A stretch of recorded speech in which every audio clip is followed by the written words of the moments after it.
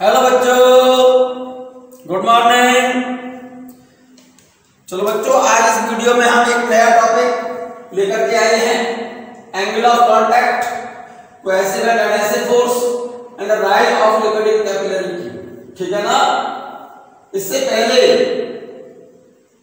हम एक टॉपिक करा चुके हैं डिस्कस बच्चों आपको सरफेस टेंशन में, work done in stretching of a liquid film. ठीक है ना। अब मैं वहां से आगे की बात कर रहा हूं बच्चों। इस चैप्टर का सबसे सिंपल और इंपॉर्टेंट टॉपिक है, जरा ध्यान से सुने आपको। ठीक है ना। Angle of contact. Angle of contact क्या होता है, ध्यान से सुनना। It is the angle between tangent drawn on liquid surface at point of contact and the solid surface inside the liquid। देखो, it is the angle between tangent drawn on a liquid surface at point of contact and the solid surface inside the liquid। Capillary tube आपने देखी हो अगर, तो मैं एक बात बोलूं बच्चों, कैपिलरी ट्यूब में, कैपिलरी ट्यूब इसको बोलते हैं बच्चों। देखिए ना, कैपिलरी ग्लास की है ये कैपिलरी। आपने देखा हो, थर्मामीटर देखा है? थर्मामीटर नहीं देखा? थर्मामीटर तो देखा होगा मेरे बच्चे। थर्मामीटर में पारा होता है ना, उसके अंदर मरकरी। ठीक है ना। उसको थर्मामीटर को नीचे से तोड़ देना, तो उसमें से मरकरी बाहर निकल आएगा। उसके अंदर एक पतली सी ट्यूब होती है, बहुत बारीक सी, जैसे आप बुखार वगैरह नापते हो ना थर्मामीटर से, तो थर्मामीटर के अंदर जो पारा होता है वो उस कैपिलरी ट्यूब में, क्योंकि जैसे ही टेम्परेचर उसका बढ़ेगा तो एक्सपेंड होगा तो उस कैपिलरी ट्यूब, उसके अंदर बहुत बारीक सी एक ट्यूब होती है, पतली सी नली होती है, जिसमें पारा ऊपर, क्योंकि टेम्परेचर बढ़ने के कारण लिक्विड क्या होते हैं, एक्सपेंड होते हैं, और पारा क्या है, लिक्विड फॉर्म में है उसके अंदर। तो जैसे ही टेम्परेचर उसका बढ़ेगा तो एक्सपेंड होगा मरकरी, तो उस ट्यूब के अंदर उसमें पारा ऊपर चढ़ता है। ठीक है ना। और उस पारे का, मरकरी का लेवल हम नाप लेते हैं, रीड कर लेते हैं थर्मोमीटर से। खैर, मैं बात ये कर रहा था, थर्मोमीटर के अंदर जिसमें पारा ऊपर चढ़ता है ना, उसके अंदर एक बहुत बारीक सी पतली सी ट्यूब होती है, जिसको बोलते हैं हम कैपिलरी ट्यूब। ठीक है ना। तो कैपिलरी ट्यूब के अंदर कैपिटल लिक्विड जो होते हैं कैपिलरी ट्यूब के अंदर, जो लिक्विड सॉलिड को गीला करते हैं, जैसे पानी है, ग्लास पर डाल दो, ग्लास गीला हो जाता है पानी से। जो लिक्विड सॉलिड को क्या कर देते हैं, गीला कर देते हैं मेरे बच्चे, वे लिक्विड कैपिलरी ट्यूब में केस नली बोलते हैं इसको। केस का मतलब होता है बाल, और नली ऐसी नली जिसमें केवल बाल जा सके, सर का बाल तो समझते हो ना। इतनी पतली ट्यूब होती है ये, जिसके अंदर केवल केस मींस बाल ही जा सके। केस नली बोलते हैं इसको हिंदी में, और आपकी भाषा में इंग्लिश में बोलते हैं इसको कैपिलरी ट्यूब। जो लिक्विड सॉलिड को गीला करते हैं मेरे बच्चे, वे लिक्विड कैपिलरी ट्यूब में, ये कैपिलरी ट्यूब बनाइए मैंने पतली सी वाली, ये जो देख रहे हैं ये कैपिलरी ट्यूब है, कांच की। ठीक है। और वाटर सरफेस, पानी, किसी बर्तन में मैंने पानी ले लिया है और इस पर ये कैपिलरी ट्यूब मैंने यहां रख दी है। तो जैसे ही पानी के अंदर रखेंगे हम इसे, तो पानी क्या करता है, इस कांच की नली का ये ग्लास की है, कांच की है, पानी में जैसे ही रखेंगे हम, तो पानी इसमें ऊपर चढ़ जाता है, क्योंकि पानी कांच को गीला करता है, पानी ऊपर चढ़ जाता है। यहां पर ये क्या चीज है, मरकरी, ये ग्लास है। एक्चुअल में मरकरी जो लिक्विड सॉलिड को गीला करते हैं, वे लिक्विड कैपिलरी ट्यूब में ऊपर राइज कर जाते हैं, ऊपर चढ़ जाते हैं। और जो लिक्विड सॉलिड को गीला नहीं करते, जैसे मरकरी कांच को गीला नहीं करता, मरकरी कांच पर डाल दो ग्लास पर, तो मरकरी ग्लास से चिपकता नहीं है, ठीक है ना। मरकरी को ग्लास पर डाल दो, कांच पर डाल दो, तो मरकरी कांच से चिपकेगा नहीं, मरकरी ग्लास को गीला नहीं करता। और जो लिक्विड सॉलिड को गीला नहीं करते वे लिक्विड कैपिलरी ट्यूब में बजाय ऊपर चढ़ने के नीचे उतर जाते हैं। फॉर एग्जाम्पल जैसे मैं यहां पर अलग से बना के दिखा रहा हूं, देखो ध्यान से सुनना, इसमें मरकरी है और इसमें कांच की नली, जरा गौर से देखना, ये कांच की नली और इसमें ये मरकरी है, ये मरकरी है।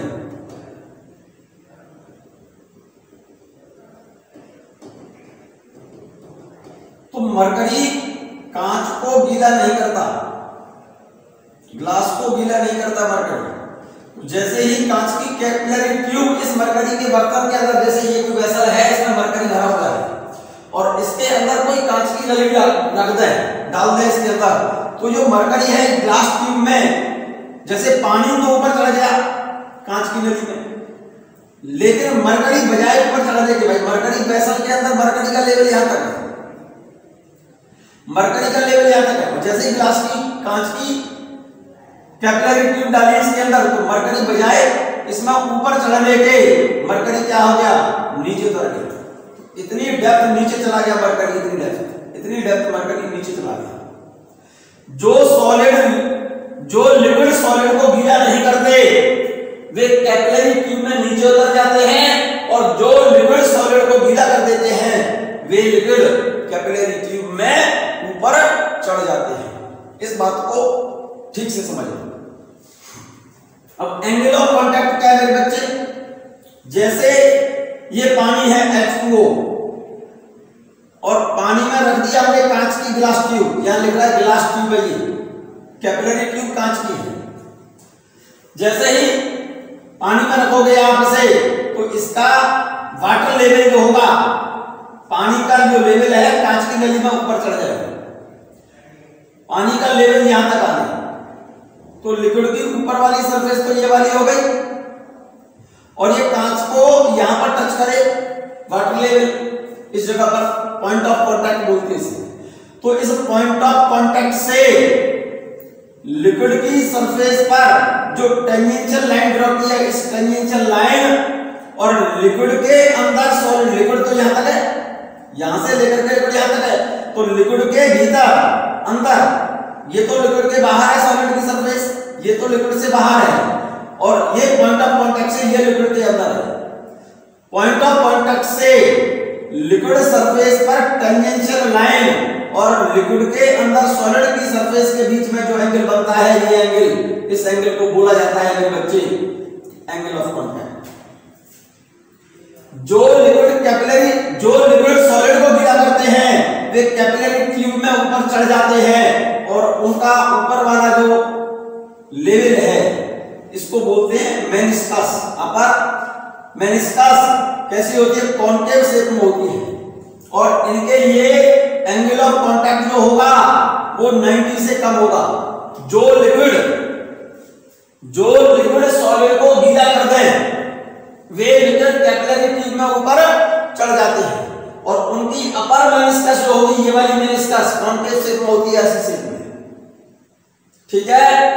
इनके लिए एंगल ऑफ कांटेक्ट 90 से कम होगा और जो लिक्विड सॉलिड को गीला नहीं करते, जैसे मरकरी कांच को गीला नहीं करता, वे लिक्विड कैपिलरी ट्यूब में नीचे उतर जाते हैं, बजाय ऊपर चढ़ने के नीचे उतर जाएंगे और पॉइंट ऑफ कांटेक्ट से इस लिक्विड की सरफेस पर खींची गई टेंजेंशियल लाइन, ये टेंजेंशियल लाइन और लिक्विड के अंदर सॉलिड की सरफेस, तो लिक्विड के अंदर सरफेस तो ये है और ये लिक्विड से बाहर है।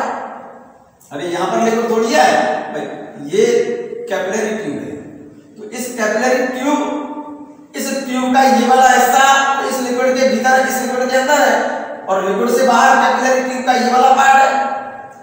पॉइंट ऑफ कांटेक्ट से लिक्विड सरफेस पर ड्रॉ की गई टेंजेंशियल लाइन और लिक्विड के अंदर इस ट्यूब का नीचे वाला हिस्सा, ये वाला हिस्सा, ये टेंजेंशियल लाइन और लिक्विड के अंदर सॉलिड की सरफेस के बीच में जो एंगल बनता है, इस एंगल को बोलते हैं एंगल ऑफ कांटेक्ट। जो लिक्विड सॉलिड को गीला कर देते हैं उनके लिए एंगल ऑफ कांटेक्ट 90 डिग्री से कम, और जो लिक्विड सॉलिड को गीला नहीं करते उनके लिए एंगल ऑफ कांटेक्ट 90 डिग्री से ज्यादा होगा।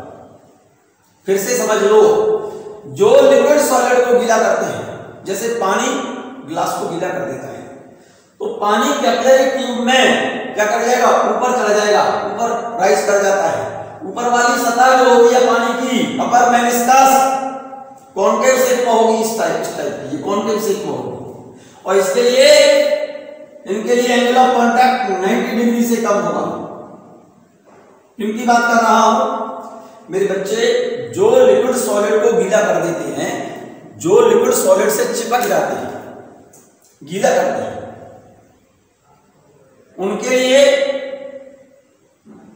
एडहेसिव फोर्स ज्यादा होता है कोहेसिव फोर्स से। कोहेसिव फोर्स बोलते हैं मेरे बच्चे एक ही सब्सटेंस के मॉलिक्यूल्स के बीच में लगने वाला force of attraction cohesive force कहलाता है, और डिफरेंट सब्सटेंस के मॉलिक्यूल के बीच में लगने वाला force of attraction adhesive force कहलाता है।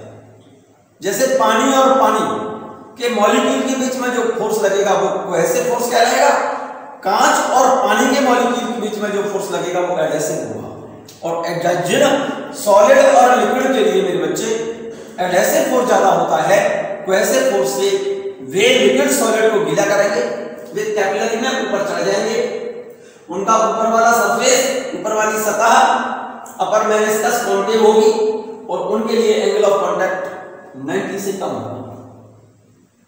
और जो लिक्विड सॉलिड को गीला नहीं करते उनके लिए कोहेसिव फोर्स ज्यादा होता है एडहेसिव से। जैसे मरकरी ग्लास को गीला नहीं करता, मरकरी ग्लास से चिपकता नहीं है, मरकरी कांच पर डाल दो, ठीक है ना, तो मरकरी कांच से चिपकेगा नहीं, गीला नहीं करेगा कांच।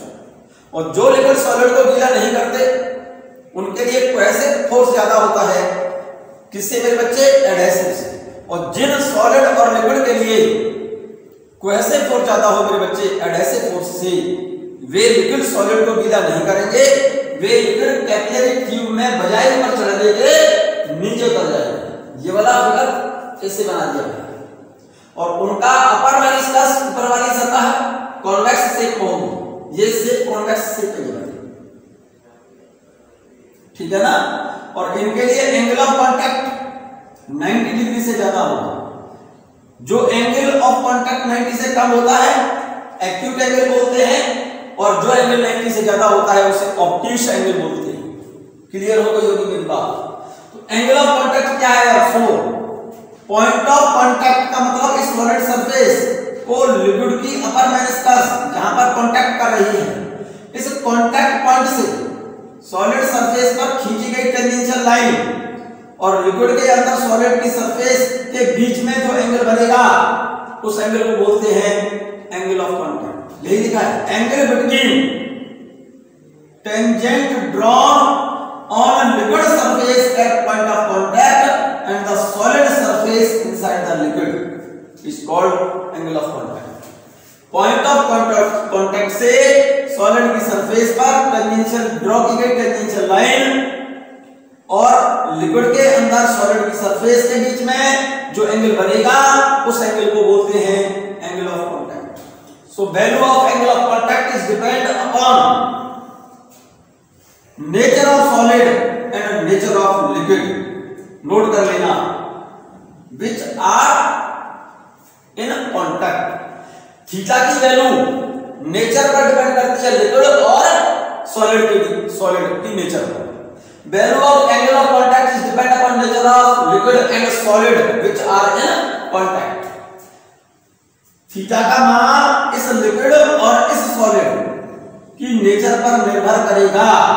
ये लिक्विड जिस सॉलिड की कांटेक्ट में है, ये एंगल उस लिक्विड और उस सॉलिड की नेचर पर निर्भर करता है। For pure water and clean glass, for pure water and clean glass, pure water और क्लीन ग्लास के लिए एंगल ऑफ कांटेक्ट मेरे बच्चे वाटर एंड ग्लास क्वेश्चन में लिख करके दे, और एंगल ऑफ कांटेक्ट अगर नहीं दिया आपके लिए, सिंपल सा थीटा की वैल्यू 0 लिख देना बच्चों। वैसे for ordinary water and glass, ordinary water के लिए एंगल ऑफ कांटेक्ट 8 डिग्री होता है बच्चों। कितना मेरे बच्चे? प्योर वाटर और क्लीन ग्लास के लिए, वाटर और ग्लास का ही एंगल ऑफ कांटेक्ट न दे आपको तो एंगल ऑफ कांटेक्ट की वैल्यू 0 लिखना। एंगल ऑफ कांटेक्ट की वैल्यू कितनी लिखना मेरे बच्चे? 0 लिखिएगा, ठीक है ना। ऑर्डिनरी वाटर एंड ग्लास उसके लिए एंगल ऑफ कांटेक्ट 8 डिग्री याद रखिएगा। फॉर मरकरी एंड ग्लास मतलब ये जो ट्यूब है ना वो कांच की हो और इसमें जो लिक्विड है वो मरकरी हो। मरकरी समझते हो ना, पारा। उसके लिए ये एंगल ऑफ कांटेक्ट मरकरी और ग्लास के लिए मेरे बच्चे 135 डिग्री होता है, ये बात याद रखना, ठीक है। फॉर एजीएन वाटर मतलब ये जो ट्यूब है, ये जो ट्यूब देख रहे हैं आप, ये किसकी हो? एजी की। एजी समझते हो ना, सिल्वर को बोलते हैं। और ये इसमें लिक्विड कौन सा हो? पानी हो। तो उसके लिए एंगल ऑफ कांटेक्ट याद रखिएगा 90 डिग्री होता है। एक और important point, for water and paraffin wax, water and paraffin wax, wax जानते हो ना, मोम को कहते हैं। पानी वैक्स को गीला नहीं करता, वैक्स कहते हैं ना मोम को। पानी मोम से चिपकता नहीं है मेरे बच्चे, ये बात जानते होंगे, नहीं जानते हैं तो जान जाइए, क्योंकि वाटर और वैक्स के लिए angle of contact greater than 90 होता है। मतलब ये जो ट्यूब है ना, ये किसकी ले? वैक्स की। ये जो ट्यूब है ये तो वैक्स की ले लें, और लिक्विड कौन सा हो? वाटर।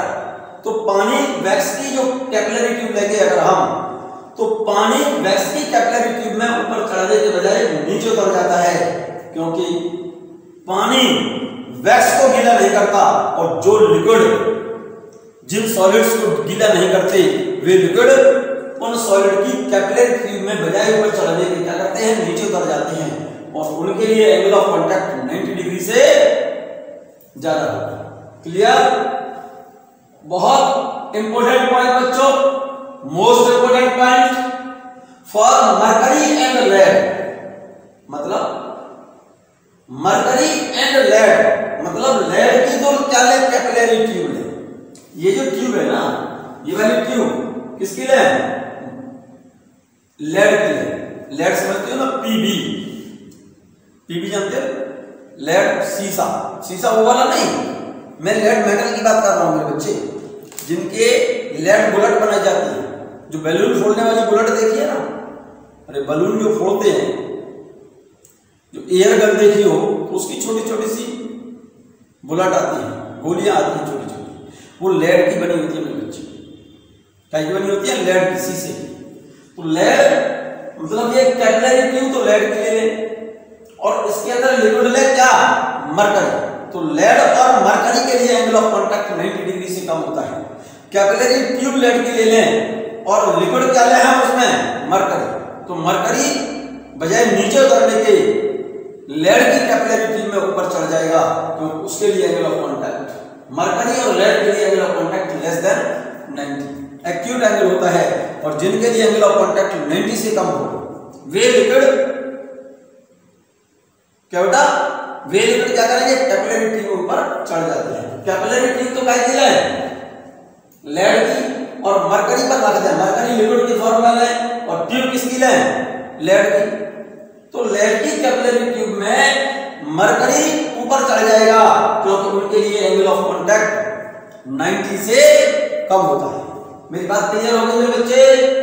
मैं बात कर रहा हूं राजा बेटा कोहेसिव एंड एडहेसिव फोर्स। एक बात मैंने बोली थी अभी क्या, कि जिन सॉलिड और लिक्विड के लिए एडहेसिव फोर्स ज्यादा हो, कोहेसिव फोर्स कम हो। कोहेसिव फोर्स कहते हैं सिमिलर मॉलिक्यूल के बीच में लगने वाले फोर्स ऑफ अट्रैक्शन को बोलते हैं कोहेसिव फोर्स, और डिसिमिलर मॉलिक्यूल्स के बीच लगने वाले फोर्स को बोलते हैं adhesive force.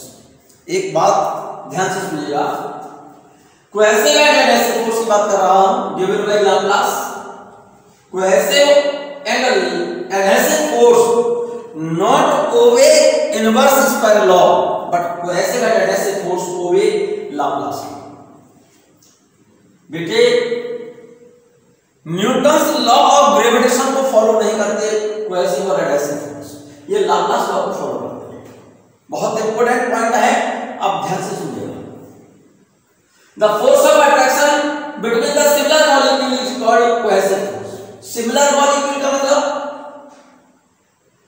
Similar molecule, the force of attraction between the similar molecule is called cohesive force. मतलब ये है जैसे ये सारे मॉलिक्यूल वाटर के हैं, मान लीजिए ये मॉलिक्यूल सब किसके हैं? वाटर के हैं।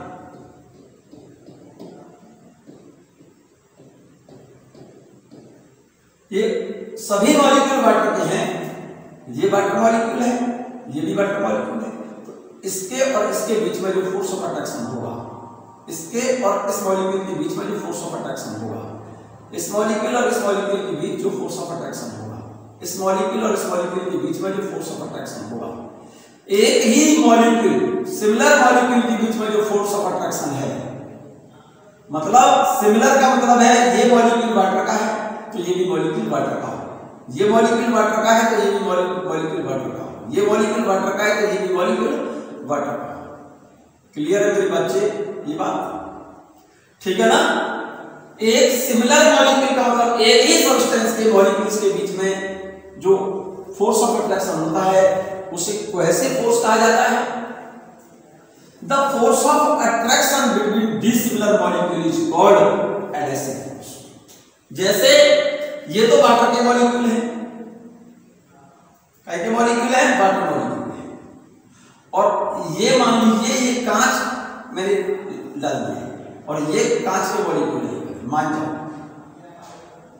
कौन से मॉलिक्यूल है? ये कांच के मॉलिक्यूल। ये तो वाटर के मॉलिक्यूल और ये किसके मॉलिक्यूल है? कांच के मॉलिक्यूल ये वाले। तो ये तो वाटर और ये ग्लास, तो डिसिमिलर का मतलब अलग अलग हो गए ना। तो वाटर के मॉलिक्यूल और ग्लास के मॉलिक्यूल मींस अलग अलग सब्सटेंस के मॉलिक्यूल के बीच में जो फोर्स ऑफ अट्रैक्शन होगा उसे बोला जाता है मेरे बच्चे adhesive force. Cohesive and adhesive force do not obey inverse square law. Inverse square law को फॉलो नहीं करते, दे ओबे लाप्लास लॉ। ये लाप्लास लॉ है। F is inversely proportional r की power 8 and the maximum distance up to which these forces act is called molecular range। बहुत important बात लिखी है मेरे बच्चे यहां पर। The maximum range, maximum distance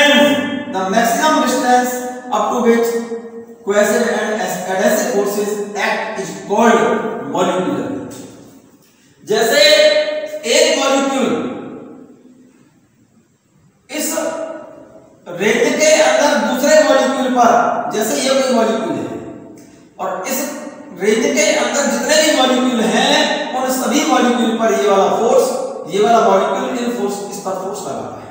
ये मॉलिक्यूल इस रेंज के अंदर जितने भी मॉलिक्यूल हैं, ये मॉलिक्यूल उन सभी मॉलिक्यूल पर अपनी ओर क्या लगा रहा है? फोर्स ऑफ अट्रैक्शन लगा रहा है। ठीक है ना? तो इस मैक्सिमम डिस्टेंस को हम मॉलिक्यूलर रेंज बोलते हैं और ये मॉलिक्यूलर रेंज कौन सी रेंज कहते हैं? हम इसे मॉलिक्यूलर रेंज। ठीक है ना मेरे बच्चे? मॉलिक्यूलर रेंज बोलते हैं और इस मॉलिक्यूलर रेंज की वैल्यू होती है अप्रॉक्स 10 एंगस्ट्रॉम। कितने एंगस्ट्रॉम? 10 एंगस्ट्रॉम का मतलब 10 की पावर -9 मीटर। ठीक है ना? ये बात क्लियर है? फिर से समझ लो। कोहेसिव और एडहेसिव फोर्स क्या होते हैं? सिमिलर एक ही सब्सटेंस के दो मॉलिक्यूल के बीच में लगने वाले फोर्स ऑफ अट्रैक्शन को बोलते हैं कोहेसिव। दो अलग अलग सब्सटेंस के मॉलिक्यूल के बीच में लगने वाले फोर्स ऑफ अट्रैक्शन को बोलते हैं एडहेसिव। जैसे पानी और पानी के मॉलिक्यूल के बीच लगने वाला फोर्स क्या है? कोहेसिव है। और पानी और ग्लास के मॉलिक्यूल के बीच में लगने वाला फोर्स ऑफ अट्रैक्शन एडहेसिव है। ठीक है? नहीं, कोहेसिव और adhesive force inverse square law को फॉलो नहीं करते। ये Laplace law means F inversely proportional r की पावर 8। ये लाप्लास लॉ को फॉलो करते हैं। And the maximum distance up to which cohesive and adhesive force act is called molecular range. और इसका मतलब ये हो गया दो मॉलिक्यूल्स के बीच में जब कोहेसिव और एडहेसिव फोर्स कार्य कर रहा है वो ज्यादा से ज्यादा डिस्टेंस जो होगी 10 एंगस्ट्रॉम के ऑर्डर की। ठीक है ना, क्लियर है ये बात? So maximum distance up to which cohesive and adhesive force act is called molecular range, और इस मॉलिक्यूलर रेंज की वैल्यू होती है 10 एंगस्ट्रॉम के ऑर्डर की या 10⁻⁹ मीटर। मेरे बच्चे, जिन सबस्टेंस के लिए एडहेसिव फोर्स बड़े हों कोहेसिव फोर्स से, मैंने लिखा है नोट करके, एडहेसिव जिनके लिए ज्यादा है किससे? कोहेसिव से। जैसे पानी और ग्लास, पानी तो लिक्विड ले लिया है और ग्लास की हमने कोई कैपिलरी ट्यूब, तो पानी कांच को गीला कर देता है, पानी कांच पर डालो तो पानी चिपक जाता है ना कांच से, तो इसका मतलब ग्लास और वाटर के मॉलिक्यूल के बीच में जो फोर्स लग रहा है एडहेसिव जो ज्यादा है पानी और पानी के मॉलिक्यूल के बीच लगने वाले कोहेसिव फोर्स। और जिन सॉलिड और लिक्विड के लिए मेरे बच्चे एडहेसिव ज्यादा हो किससे? कोहेसिव से, कोहेसिव फोर्स से, वे लिक्विड सॉलिड को क्या कर देंगे? गीला कर देंगे। जैसे ग्लास और वाटर इनके लिए एडहेसिव फोर्स ज्यादा होता है किससे? कोहेसिव फोर्स से। Then these liquids wets the solid surface. These liquids wets the solid surface. मतलब वे लिक्विड सॉलिड सरफेस को गीला कर देंगे, वेट्स मींस गीला कर देंगे। And the upper meniscus is concave. जिन सॉलिड और लिक्विड के लिए कोहेसिव फोर्स ज्यादा हो वो एडहेसिव फोर्स ज्यादा हो किससे? कोहेसिव फोर्स से। जैसे ग्लास और वाटर,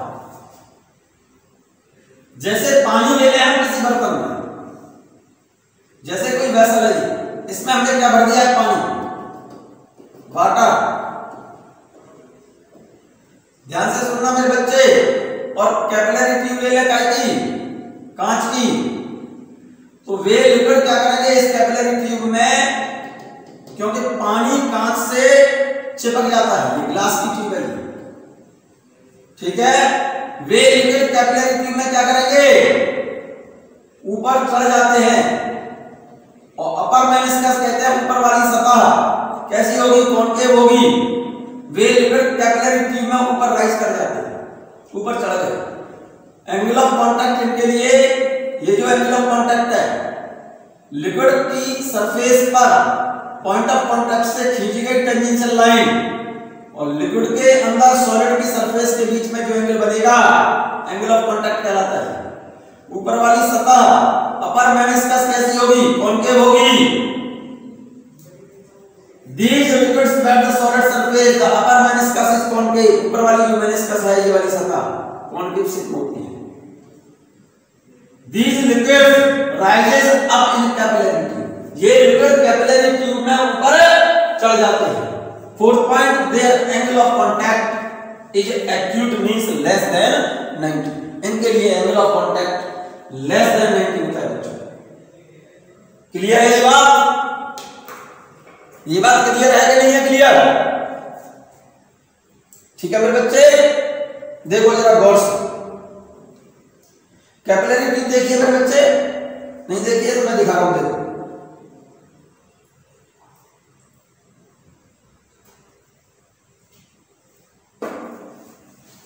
देखो बच्चों, ये कैपिलरी ट्यूब होती है, ये कैपिलरी ट्यूब देख रहे हैं, कांच की है। मैंने एक्चुअल में इस बर्तन में पानी भर रखा है, इसमें थोड़ा सा मैंने लाल रंग घोल दिया है जिससे आपको इसका लेवल दिखाई दे। जरा गौर से देखो, इसमें पानी है, ग्लास में क्या है? इसमें पानी है मेरे बच्चे ग्लास में, और ये कैपिलरी ट्यूब। कैपिलरी ट्यूब को ध्यान से सुनो, देखना, पानी पर रखते हैं तो पानी ऊपर राइज कर जाता है। देखो चढ़ता हुआ दिख रहा होगा, नहीं दिखा? चलो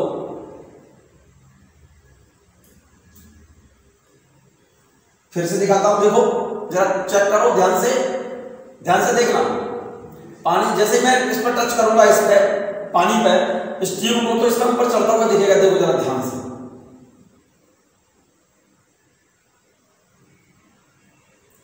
दिख गया ना वाटर लेवल? नहीं दिखा? कैपिलरी ट्यूब में पानी ऊपर चढ़ जाता है।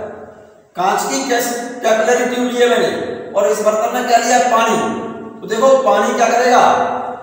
कांच की कैपिलरी ट्यूब में ऊपर चढ़ जाता है। जो लिक्विड सॉलिड को गीला करते हैं, जरा देख लो गौर से, ये लेवल आपको दिखाई दे रहा होगा यहाँ पर। तो एक्चुअल में जो ऊपर दिखाई दे रहा है ना लेवल, यहाँ पर ये पानी इस कैपिलरी ट्यूब के अंदर ऊपर चढ़ा हुआ है, ऊपर चढ़ा हुआ है। तो ये जो पानी होगा ना, इस कैपिलरी ट्यूब को तो चारों तरफ से भाई चारों तरफ से टच कर रहा होगा ना, नहीं टच करेगा? तो यहां पर इस इधर की तरफ मैंने एक पॉइंट ऑफ कांटेक्ट लिया है। ऊपर वाली जो मेनिस्कस, क्योंकि ट्यूब बहुत पतली है, ऊपर वाली सतह आपको दिखाई नहीं दे रही होगी, लेकिन आपको ऐसा ये लिक्विड का लेवल तो पता चल रहा है। लिक्विड यहां तक चढ़ा हुआ है। मैं फिर से दिखाऊंगा आपको, चेक कर लो।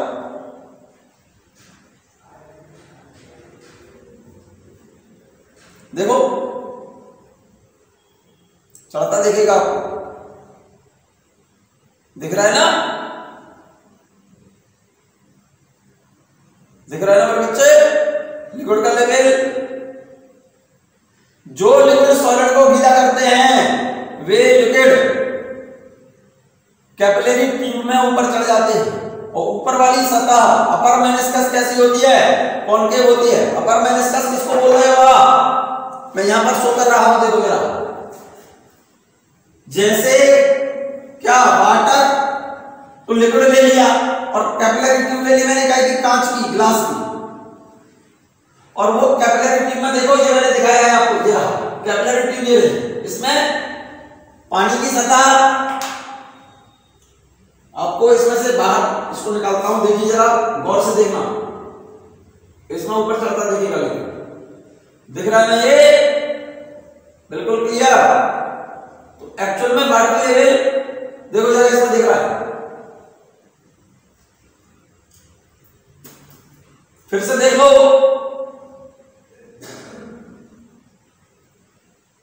देखिए ना वाटर लेवल। तो ये जो वाटर लेवल है, अपर मेनिस्कस किसको बोलते हैं? देखो मेरे बच्चे, ये वाली अपर मेनिस्कस, ऊपर वाली सतह, ये वाली सतह। एक्चुअल में ये वाली जो मेनिस्कस है, ये वाली है अपर मेनिस्कस बोलेंगे इसे, ऊपर वाली सतह, ये वाली सतह। जो लिक्विड सॉलिड को गीला कर देंगे उनकी ऊपर वाली सतह अपर मेनिस्कस कॉनकेव शेप में होती है। और ऐसा उन्हीं के लिए होगा जिनके लिए एडहेसिव फोर्स ज्यादा हो, वैसे फोर्स से these liquids bear the solid surface, the upper meniscus is concave. It rises up in capillary tube. ये वाले लिक्विड कैपिलरी ट्यूब में क्या कर जाएंगे? ऊपर चला जाते हैं। And their angle of contact is acute, means less than 90. इनके लिए एंगल ऑफ कांटेक्ट जो होगा ये वाला थीटा लेस देन 90, इस एंगल को बोलते हैं एक्यूट एंगल। क्लियर हो गई बात? और जिन सॉलिड और लिक्विड के लिए एडहेसिव फोर्स कम हो, किससे? कोहेसिव फोर्स से। एडहेसिव फोर्स कम हो किससे मेरे बच्चे? कोहेसिव फोर्स से। जैसे ग्लास और मरकरी। ग्लास और जिन सॉलिड और लिक्विड के लिए कौन सा फोर्स कम हो? एडहेसिव फोर्स कम हो किससे? कोहेसिव फोर्स से। जरा ध्यान से सुनना। जैसे ग्लास और मरकरी के बीच लगने वाला फोर्स एडहेसिव हो गया और मरकरी के मॉलिक्यूल के बीच लगने वाला फोर्स कोहेसिव हो गया। यहां पर ग्लास और मरकरी के मॉलिक्यूल के बीच लगने वाला फोर्स एडहेसिव कम है, मरकरी और मरकरी के मॉलिक्यूल के बीच लगने वाले कोहेसिव फोर्स से। एडहेसिव कम है कोहेसिव से, ठीक है। These liquid do not wet the solids. Way liquid solid को गीला नहीं करते। मरकरी कांच से चिपकता नहीं है मेरे बच्चे। And the upper meniscus is convex. It go down in capillary tube and their angle of contact is obtuse, means greater than 90. मतलब गौर से समझिए जरा मेरी बात को। जैसे ये कोई बर्तन है और इसके अंदर ये कोई कैपिलरी ट्यूब है मेरे बच्चे, इसमें मरकरी का लेवल देखो यहां पर है,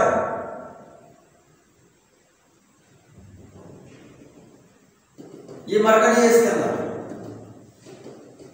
इस बर्तन में।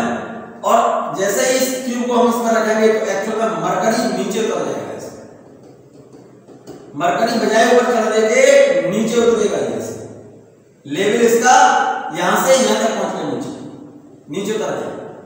और पॉइंट ऑफ कांटेक्ट से लिक्विड सरफेस पर टेंजेंशियल लाइन और सॉलिड के अंदर लिक्विड के अंदर सॉलिड की सरफेस के बीच में जो एंगल है एंगल ऑफ कांटेक्ट है अपर मेनिस्कस कॉन्वेक्स है। क्या बेटा, जिन सॉलिड और लिक्विड के लिए एडहेसिव कम है कोहेसिव से वे लिक्विड सॉलिड को गीला नहीं करते, उनकी अपर मेनिस्कस कांटेक्ट कॉन्वेक्स होगी, वे लिक्विड कैपिलरी ट्यूब में नीचे उतर जाते हैं, their angle of contact is obtuse means greater than 90। मैं बात कर रहा हूं राजा बेटा rise of liquid in capillary. किसकी बात कर रहा हूं मेरे बच्चे?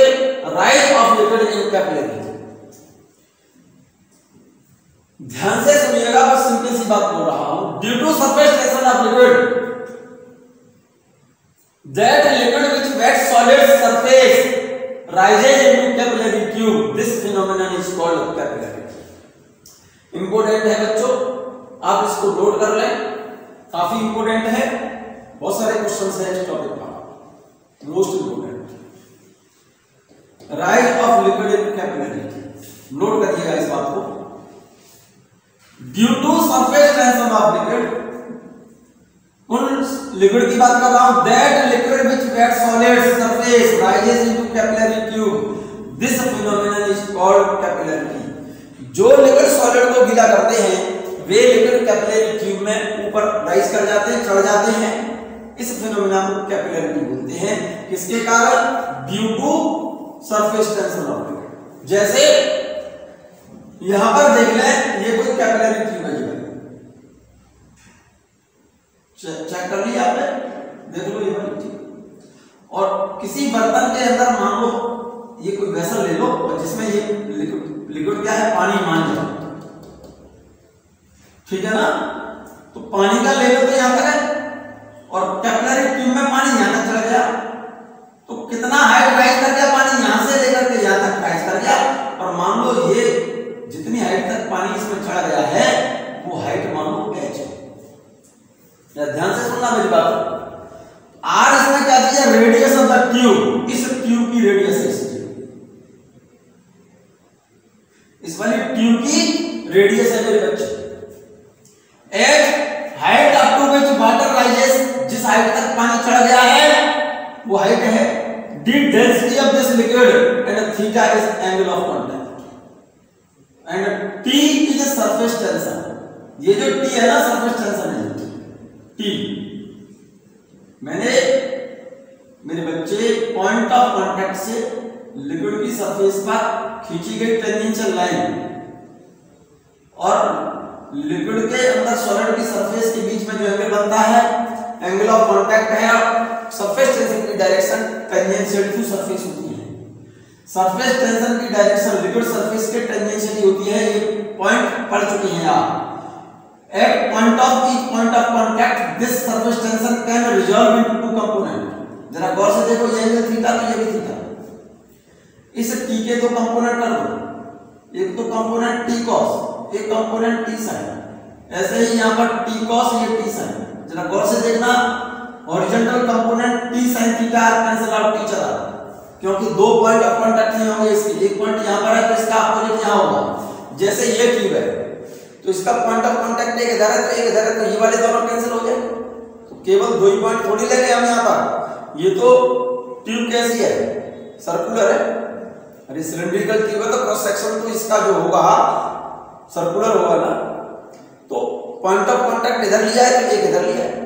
अरे भाई एक पॉइंट ऑफ कांटेक्ट आपने इधर ले लिया, एक इधर ले लिया, तो यहाँ पर सरफेस टेंशन के दो कंपोनेंट हो गए, एक तो टी कॉस ऊपर और ये टी साइन। तो हर एक पॉइंट ऑफ कांटेक्ट पर सरफेस टेंशन के दो कंपोनेंट होंगे। टी कॉस तो होगा ऊपर की तरफ और टी साइन होगा हॉरिजॉन्टल। तो ये हॉरिजॉन्टल कंपोनेंट ये जितने भी हैं वो सब क्या हो जाएंगे? Cancel out. तो ऊपर की ओर कौन सा फोर्स लग रहा है? एक पॉइंट ऑफ कांटेक्ट पर एक फोर्स लग रहा है टी कॉस थीटा। तो पॉइंट ऑफ कांटेक्ट एक थोड़ी होगा, ये तो पूरी पेरीमीटर पर होगा। तो टोटल अपर डायरेक्शन में फोर्स क्या है? Surface tension into perimeter which are in contact in liquid। Solid की वो वाली पेरीमीटर लेंगे जो लिक्विड के कांटेक्ट में है। पेरीमीटर तो कैसी होगी इसकी, सर्कुलर। क्लियर है ये बात? यहां तक बात क्लियर है? जरा गौर से देखो यहां पर, at each point of contact, हर एक पॉइंट ऑफ कांटेक्ट पर surface tension T resolve into two components. Vertical component T cos, figure देख लो ठीक से, हॉरिजॉन्टल कंपोनेंट T sin ये वाला। क्लियर है ये बात? फिगर बना लीजिए। Horizontal component T sin theta, ये T sin थीटा क्या होंगे, एक दूसरे से कैंसिल आउट होंगे। Horizontal component being equal and opposite, जरा गौर से देखो हॉरिजॉन्टल कंपोनेंट कौन से, T sin, ये T sin, ये T sin। Horizontal component being equal and opposite, they are cancel out each other और न्यूट्रलाइज ईच अदर, ये की बात है। Due to vertical components T cos theta, liquid rises into capillary. इस vertical component के कारण ही, in vertical components के कारण ही, जरा गौर से समझना मेरी बात को भाई, हॉरिजॉन्टल कंपोनेंट ये तो कैंसिल हो गए, तो केवल हॉरिजॉन्टल कंपोनेंट इसी जगह पर थोड़ी होंगे, क्योंकि अपर मेनिस्कस तो ऐसी होगी ना, ये मेनिस्कस तो इस तरह की होगी, तो मैं यहां पर अपर मेनिस्कस को ऐसे बनाऊं तो ये वाले दो पॉइंट होंगे, तो ये तो दोनों कैंसिल हो गए, ऐसे ही ये वाले कैंसिल हो जाएंगे, ऐसे ही ये वाले कैंसिल हो जाएंगे, तो ये तो सब कैंसिल हो गए होंगे एक दूसरे से। ठीक है कि नहीं? ऐसे समझ लो, ये वाले कंपोनेंट तो कैंसिल हो गए होंगे हॉरिजॉन्टल वाले। तो जैसे अपर मेनिस्कस तो सर्कुलर होगी ना, तो हॉरिजॉन्टल कंपोनेंट तो कौन से होंगे, हॉरिजॉन्टल कंपोनेंट ये वाले कैंसिल, ये कैंसिल, ये कैंसिल, ये कैंसिल, ये कैंसिल, तो अपर मेनिस्कस पर तो ऐसे ही रहेंगे ना, तो ये हॉरिजॉन्टल कंपोनेंट तो कैंसिल हो गए, तो वर्टिकल कंपोनेंट कौन से रहेगा, एक पॉइंट ऑफ कांटेक्ट पर वर्टिकल कंपोनेंट कौन सा है, T cos थीटा। तो केवल एक ही पॉइंट ऑफ कांटेक्ट थोड़ी होगा यहां पर, क्योंकि अपर मेनिस्कस सर्कुलर इस टाइप की है। इस मेनिस्कस को मैं यहां पर बनाऊंगा ऐसे, तो यहां पर ये हॉरिजॉन्टल वाले तो कैंसिल हो गए, तो कौन से वाले बचे, ये वाले कंपोनेंट बचे, ये सभी कंपोनेंट बचेंगे तो पूरी मेनिस्कस पर। अरे भाई इस अपर मेनिस्कस पे पूरी पेरीमीटर पर बचेंगे ना, एक पॉइंट पर कितना है upper direction of force T cos theta, और ये पेरीमीटर कितनी है टोटल, ये जो पेरीमीटर है ना पूरी, ये पेरीमीटर कितनी है, पेरीमीटर यहां पर कितनी है 2 पाई r, तो टोटल अपवर्ड फोर्स कितना है, एक पॉइंट पर, एक कांटेक्ट पॉइंट पर कितना है upward force T cos theta, और इस पूरे लिमिट सरफेस के ऊपर वाले सरफेस की पेरीमीटर कितनी है 2 पाई r, तो अपवर्ड डायरेक्शन में टोटल फोर्स कितना होगा T cos theta into 2 pi r, और इन अपवर्ड सरफेस टेंशन के कारण अपवर्ड जो फोर्सेज हैं, इन अपवर्ड फोर्सेज के कारण ही कैपिलरी ट्यूब में लिक्विड ऊपर चढ़ जाता है। और ये कब तक ऊपर चढ़ेगी मेरे बच्चे, जब तक ये अपवर्ड फोर्स ये वाले जो फोर्स है टोटल मिलाकर के कितना T cos theta into 2 pi r, जैसे ही इस लिक्विड कॉलम की, इसके अंदर जो लिक्विड चढ़ा हुआ है ना इतना, इस लिक्विड कॉलम के जैसे ही भाई इस वाले सरफेस पर जितने फोर्स ऊपर की ओर लग रहे हैं, जैसे ही ये फोर्स इस लिक्विड कॉलम के वेट के बराबर हुआ, तुरंत लिक्विड का ऊपर चलाना बंद, जहां तक लिक्विड चला गया है वहीं पर क्या रहेगा, इक्विलिब्रियम पोजीशन में वहीं पर रुक जाएगा। क्लियर? फिर से समझो मेरी बात को, फिर से मेरी बात को समझो। यहां पर क्या किया है आपने, eight each point of contact, eight each point of contact T can resolve into two components, vertical component T cos और horizontal component T sin. Horizontal component being equal and opposite, they are neutralized to each other due to vertical components. Due to these vertical components, liquid rises into capillary. ठीक है नहीं? Unless total upward force due to surface tension is equal to total downward force. Total downward force कितना होगा मेरे बच्चे? upward force कितना है due to surface tension, total upward force due to surface tension. एक पॉइंट ऑफ कांटेक्ट पर कितना है ऊपर की तरफ फोर्स T cos थीटा, और ये पॉइंट ऑफ कांटेक्ट केवल एक नहीं होगा क्योंकि अपर मेनिस्कस ये वाली, तो इसकी इनटू पेरीमीटर, एक पॉइंट ऑफ कांटेक्ट पर ऊपर की ओर लगने वाला फोर्स T cos थीटा और इनटू इसकी ये पूरी पेरीमीटर, तभी तो इस पूरी पेरीमीटर पर ही तो फोर्स लग रहा होगा ना ऊपर की तरफ। एक पॉइंट पर तो t cos थीटा है और टोटल पेरीमीटर कितनी है ऊपर वाले सरफेस की 2 पाई, ठीक है ना। और जैसे ही ये वाला फोर्स अपवर्ड फोर्स डाउनवर्ड इस लिक्विड कॉलम के वेट के बराबर होगा, इस लिक्विड कॉलम के वेट के बराबर जैसे ही होगा तुरंत ही लिक्विड का चलना बंद हो जाएगा। Total upward force due to surface tension is equal to total downward force. Upward force कितना है, एक पॉइंट पर पॉइंट ऑफ कांटेक्ट पर अपवर्ड फोर्स कितना है, t cos theta into 2 pi r is equal to weight of liquid column, ठीक है ना। t cos theta into 2 pi r weight of liquid column, मैंने इस लिक्विड कॉलम का वेट मैंने mg मान लिया है, क्या है mg। ये पॉइंट को जरा गौर से नोट करो। यहां पर mass of liquid in this column m is directly proportional to radius, ये क्वेश्चन प्रॉब्लम है। more is the radius, more is the mass of liquid column and vice versa। Clear, ये बात क्लियर है मेरे बच्चे। तो यहां पर जरा गौर से देखिएगा, t cos theta into 2 pi r, m की जगह पर क्या लिखूंगा, m किसका मास है, इस लिक्विड कॉलम का मास है, इस लिक्विड कॉलम को इतने वाले हिस्से को, इस वाले हिस्से को, इसके अंदर जो लिक्विड भरा हुआ है ना उसका मास है। मास इक्वल टू क्या होता है, वॉल्यूम इनटू डेंसिटी। तो इसका वॉल्यूम क्या होगा मेरे बच्चे, इस वाले हिस्से का मास की जगह पर एरिया इनटू हाइट, ये तो लिख दिया volume. Area cross section means इस ट्यूब का एरिया, इस वाली ट्यूब का एरिया इनटू हाइट, यहां से यहां तक लिक्विड जो चढ़ा हुआ है ये वाली हाइट, ये तो हो गया वॉल्यूम इतना, और इनटू डेंसिटी का मल्टीप्लाई कर दिया तो इसके अंदर, इस ट्यूब के अंदर जो लिक्विड चढ़ा हुआ है उसका मास निकल आएगा। ये तो वॉल्यूम इनटू डेंसिटी और इनटू जी। क्लियर है ये बात। अब ये एक किसका है, एरिया है, इसका एरिया क्रॉस सेक्शन किसका, इस ट्यूब का। तो एक ही जगह पर मैं लिखूंगा क्या बेटा, पाई आर स्क्वायर, और h क्या चीज है, जितनी हाइट तक लिक्विड ऊपर चढ़ा हुआ है ये वाली हाइट, इनटू डेंसिटी इनटू जी। यहां तक clear.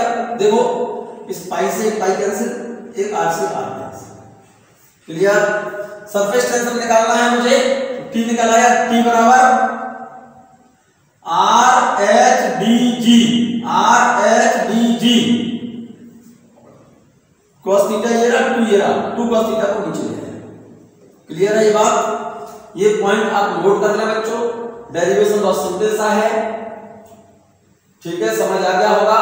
For pure water and clean glass, question में कुछ नहीं बोलता, अगर ग्लास और वाटर बोलता है तो आपको लिख देना है एंगल ऑफ कांटेक्ट कितना, 0। तो यहां पर cos 0, cos मैं 0 डिग्री की वैल्यू करूंगा, तो सरफेस टेंशन वाटर और ग्लास के लिए रिलेशन आ गया T बराबर R H D G upon. ये फॉर्मूला मेरे बच्चे तभी लगेगा, जरा गौर से देखना मेरी बात को, सुनना जरा ध्यान से। Total upward force due to surface tension is equal to total downward force. यहां पर एक सरफेस फ्री, मतलब इस इधर की तरफ एयर है और इधर लिक्विड है, नीचे तो लिक्विड है ना, केवल एक सरफेस फ्री है, तब लिक्विड कॉलम की हाइट h है, ठीक है ना। अगर बोथ साइड एयर होती, इधर भी एयर और इधर भी एयर, तो ये हाइट जो होती ना, h की जगह पर हम h ना लिख करके 2h लिखते, वो हम डिस्कस करेंगे आगे बच्चों। क्लियर है। यहां से आगे चलिए, जरा गौर से देखो। For pure water and clean glass angle of contact 0 है, तो सरफेस टेंशन के लिए रिलेशन आ गया T R H D G upon 2। Clear. जरा गौर से देखो, T सरफेस टेंशन है लिक्विड का, ड्यू डेंसिटी G कांस्टेंट और 2 कांस्टेंट है ही, then H into R equal to constant और H is inversely proportional R, और H1 R1 बराबर H2 R2 and M is a directly proportional R। H is inversely proportional R, H is inversely proportional R। More is the radius, less is the height, less is the radius, more is the height। मतलब capillary tube जितनी पतली होगी उसमें liquid उतनी ज्यादा height तक चढ़ेगा, simple सी बात है। So H1 R1 is equal to H2 R2। Radius ज्यादा होगी तो हाइट कम होगी, रेडियस कम होगी तो हाइट ज्यादा होगी, ड्यूरिंग लॉ है। But mass of liquid column is a direct proportional radius. दोनों पॉइंट ध्यान रखना, क्वेश्चन प्रॉब्लम है। H is inversely proportional R, so curve between H and R inversely proportional है, rectangular है। If the diameter of the tube is doubled, then height up to which water rises is half, but the mass of water which rises into tube is doubled। Clear होगा? Diameter को अगर diameter double कर दे, radius double, then height आधी हो जाएगी और मास का हो जाएगा डबल हो जाएगा। क्लियर है? And H is inversely proportional R, more is the radius, less is the height, less is the radius, more is the height। बहुत इंपॉर्टेंट पॉइंट लिखा है मेरे बच्चा, यहाँ पर बहुत काम की चीज लिखी है, आप जरा गौर से देखें इस पॉइंट को, बहुत इंपॉर्टेंट पॉइंट लिखा है, गजब का पॉइंट लिखा है, ध्यान से सुनिए। आपने लिखा है H is inversely proportional R, R radius है मेनिस्कस की, H into R equal to constant, that is H1 R1 बराबर H2 R2। If the tube is cut or is of less height, अगर हम किसी ट्यूब को काट दें, capillary tube, और या फिर उसकी हाइट कम हो, no water will flow out from the tube, मतलब ट्यूब में से लिक्विड पानी बाहर नहीं आएगा, but the water will rises to the top of tube and spread there due to, so क्या बेटा, spread there to increase radius in such a way that H into R is remain fixed। बहुत important point है, फिर से समझिए इस बात को। ये जूरी लॉ है, H is inversely proportional R, H into R is equal to constant, it means H1 R1 is equal to H2 R2। less is the height, more is the radius of meniscus। Height को अगर हम किसी tube को हम कम height से यहां से cut कर दें तो क्या होगा? इस ट्यूब को मैंने यहां से कट कर दिया, तो ऐसा नहीं है कि ट्यूब के बाहर वाला ये वाला जो हिस्सा है उसका पानी लिक्विड बाहर आ जाए, इस ट्यूब में से बाहर नहीं आएगा। इस तरह से वाटर लेवल इस तरह से एडजस्ट होगा, जैसे मान लो ट्यूब को मैंने यहां से कट कर दिया, H कम हो गया ना, H यहां पर कम हो गया, H कम हो गया, ऊपर वाली जो मेनिस्कस है ना, ये वाली मेनिस्कस, H कम हो गया तो इस मेनिस्कस की रेडियस बढ़ गई, H को और कम कर दिया मैंने, तो अपर मेनिस्कस की रेडियस इस तरह से एडजस्ट होगी कि H जिस रेशियो में H कम करोगे, ये रेडियस अपर मेनिस्कस की रेडियस उसी रेशियो में क्या कर जाएगी? बढ़ जाएगी। लेकिन इस ट्यूब में से लिक्विड बाहर नहीं आता। सिंपल सी बात, फिर से समझ लो क्यों?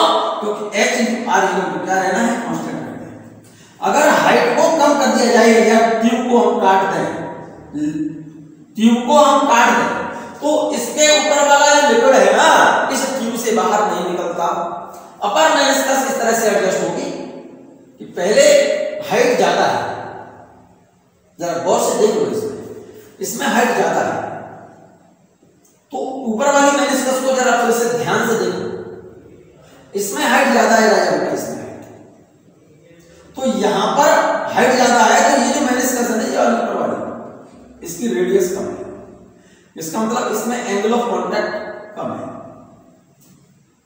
हाइट को मैंने क्या कर दिया? इसमें हाइट ज्यादा है, इसमें हाइट कम है, या तो ट्यूब को हमने काट दिया तो लिक्विड ऊपर कहां तक? लिक्विड इस ट्यूब की ऊपर वाली सतह तक राइज कर जाएगा, लेकिन लिक्विड इसमें से बाहर नहीं निकलता। और H को अगर आपने कम कर दिया तो अपर मेनिस्कस की रेडियस H कम कर दिया तो रेडियस बढ़ गई।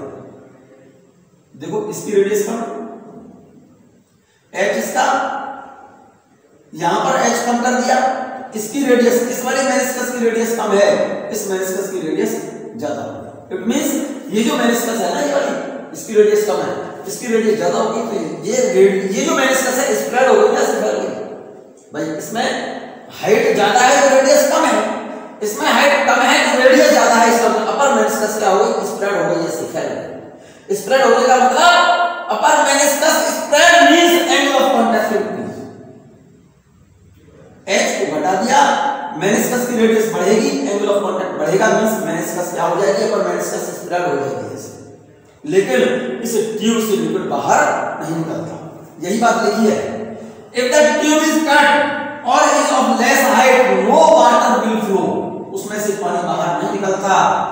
The water will rise to the top of the tube and spread there to increase R in such a way that H into R equal cost. Clear?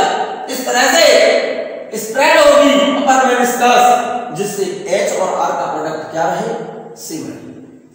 H को जैसे जैसे कम करते जाओगे R उसी रेशियो में, reciprocal ratio में, inverse proportional में बढ़ती जाएगी। और जैसे ही R बढ़ेगा अपर मेनिस्कस स्प्रेड होगी, एंगल ऑफ कांटेक्ट बढ़ जाएगा। क्लियर? अगला पॉइंट देखिएगा, बहुत इंपॉर्टेंट सा पॉइंट, सिंपल सा और इंपॉर्टेंट सा पॉइंट है, बहुत सिंपल है और इंपॉर्टेंट पॉइंट, ध्यान से देखिए। अगर हम किसी कैपिलरी ट्यूब को वर्टिकल से थीटा एंगल से झुका दें, अगर किसी कैपिलरी ट्यूब को, ये कैपिलरी ट्यूब है, इनिशियली ये वर्टिकल है, तो इसमें वर्टिकल हाइट लिक्विड की कितनी है मेरे बच्चे? ये क्वेश्चन प्रॉब्लम है हमारी। इस लिक्विड कॉलम की वर्टिकल हाइट है h। अगर इस ट्यूब को हम वर्टिकल से थीटा एंगल से झुका दें, ऐसे टिल्ट करा दें, इसे थीटा एंगल से, वर्टिकल से कितने एंगल से झुका दिया? थीटा एंगल से। जरा गौर से देखो, ये एंगल थीटा है तो ये थीटा होगा। Vertical height of liquid column will remain same, ये हाइट जितनी थी उतनी नहीं है, but along the tube this length h dash मान लिया मैंने, और ये h dash is greater than h।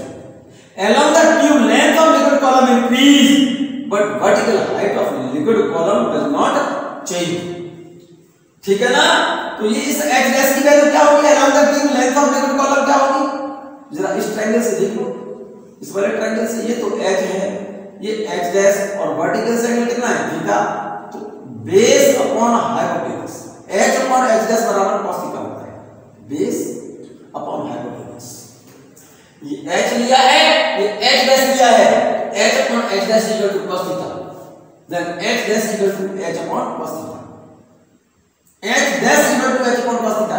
मेरे बच्चे cos थीटा की वैल्यू जो होगी वो 1 से कम होगी, क्योंकि थीटा की वैल्यू 0 से ज्यादा है, और cos में एंगल बढ़ने पर cos की वैल्यू घटती है, cos 0 की वैल्यू 1 होती है।